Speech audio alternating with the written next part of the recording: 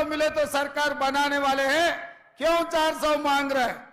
तो भारतीय जनता पार्टी के लोग ये कह रहे हैं कि पार्लियामेंट में 2/3 मेजॉरिटी अगर उन लोगों को मिले तो वो संविधान को बदलने के लिए मौका मिलेगा।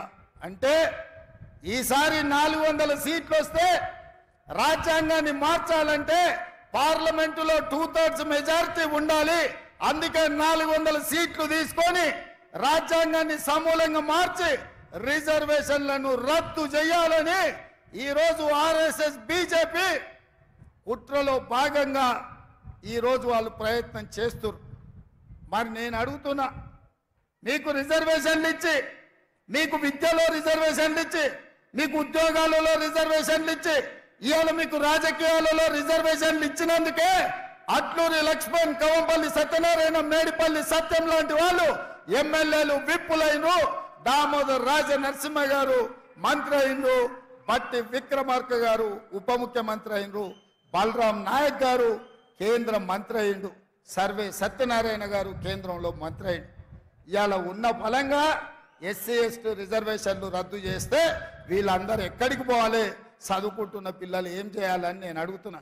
అందుకే నేనన్నా, కుదరదు, మీరు కుట్రలు చేస్తుండ్రు, మీ కుతంత్రాలను తిప్పి కొడతామని వాళ్ళ రహస్య ఎజెండా మీద నేను బహిరంగంగా మాట్లాడిన।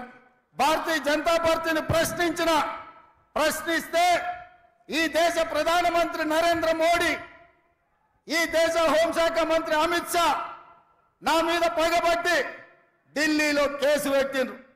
ఎవరయ్యా ఫిర్యాదుదారంటే కేంద్ర హోంశాఖను స్వయంగా పోయి రేవంత్ రెడ్డి బీసీలను, ఎస్సీలను, ఎస్టీలను జాగృతం చేస్తుండు, వాళ్ళ రిజర్వేషన్ల రద్దు మీద ఊరూరు తిరిగి ప్రచారం చేస్తుండు, ఆయనను అర్జెంటుగా అరెస్టు చేయాలని ఢిల్లీలో కేసు పెట్టిర్రు।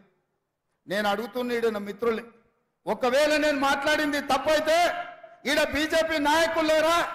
ఈడ మీ ఎంపీ ధర్మపురి అరవిందే బీజేపీ కదా, పక్కన బండి సంజయ్ బీజేపీ కదా, ఆ పక్కన కిషన్ రెడ్డి గారు కేంద్ర మంత్రి కదా, తెలంగాణలో ఎందుకో కేసు పెట్టలేదు, ఎందుకో ఫిర్యాదు చేయలేదంటే ఈడీ, ఇన్కమ్ ట్యాక్స్, సిబిఐ కాదు, ఈ రోజు ఢిల్లీ పోలీసులను కూడా ఉపయోగించి మనల్ని భయపెట్టాలని చూస్తున్నారు।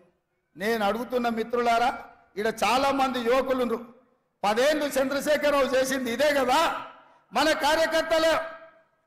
కార్యకర్తల ఆస్తులు ధ్వంసం చేసిండు, అక్రమ కేసులు పెట్టిండు, హత్యలు చేయించిండు, అయినా కార్యకర్తలు ఎవరు చంద్రశేఖరరావుకు లొంగలేదు, తిరగబడి చంద్రశేఖరరావును బొందబెట్టిరు మొన్న జరిగిన డిసెంబర్ ఎన్నికల్లో।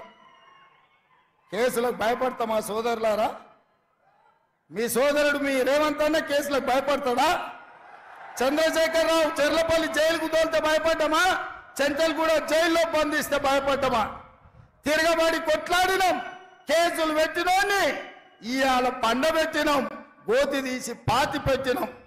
నేను అదే మాట చెప్పదలుచుకున్న బీజేపీ నాయకులకు, మీరు ఢిల్లీలో పోలీసులు ఉండొచ్చు, ఈడీ ఉండొచ్చు, ఇన్కమ్ ట్యాక్స్ ఉండొచ్చు, సిబిఐ ఉండొచ్చు మీ దగ్గర, నా దగ్గర 4 కోట్ల తెలంగాణ ప్రజలను, 50 లక్షల తెలంగాణ యువకులు ఉన్నారు। ఈ 50 లక్షల తెలంగాణ యువకులతోనే తెలంగాణకు వచ్చిన దరిద్రం, చీడను, పీడను చంద్రశేఖరరావును వదిలించినాం। మా వాళ్ళ దెబ్బకు చంద్రశేఖరరావు నడుము ఇరిగి బోర్ల బొక్కలు వాడి బొక్కలు ఇరిగి బోర్ల పడ్డాడు। మరి ఇవాళ గుజరాత్ నుంచి వాళ్ళిద్దరు కూడా బయలుదేరి, నిన్నటికి నిన్న మోడీ గారు వచ్చారు, ఆయన ఈ దేశ ప్రధానమంత్రి, ఆయనను గౌరవించాల్సిన బాధ్యత మన మీద ఉన్నది। ఒక ప్రధానమంత్రిగా, వయసులో పెద్దవాడిగా, 13 సంవత్సరాలు ముఖ్యమంత్రిగా, 10 సంవత్సరాలు ప్రధానమంత్రిగా చేసిన నరేంద్ర మోడీ గారిని, వయసులో చిన్నవాడిని, మొదటిసారి ముఖ్యమంత్రి అయిన వాడిని తప్పకుండా వారిని గౌరవిస్తా, వారు ఎదురు పడితే నమస్కారం కూడా పెడతా। కానీ నరేంద్ర మోడీ గారు ఈ దేశ ప్రధానమంత్రిగా కాకుండా గుజరాత్ వాడిగా తెలంగాణకు వచ్చి తెలంగాణలో మనల్ని తిట్టిండు, మనల్ని శాపించిండు, మనల్ని దెబ్బతీయాలని కుట్ర చేస్తున్నాడు। ఎవరైనా ఎన్నికలప్పుడు వస్తే ఈ ప్రాంతానికి ఏమి ఇస్తారో, ఈ ప్రాంతానికి ఏం చేస్తారో చెప్పాలి। ఇవాళ నిన్న అది చెప్పలేదు, గతంలో కాంగ్రెస్ పార్టీ బయ్యారం ఉక్కు కర్మాగారం ఇచ్చింది, దాన్ని రద్దు చేసిండు.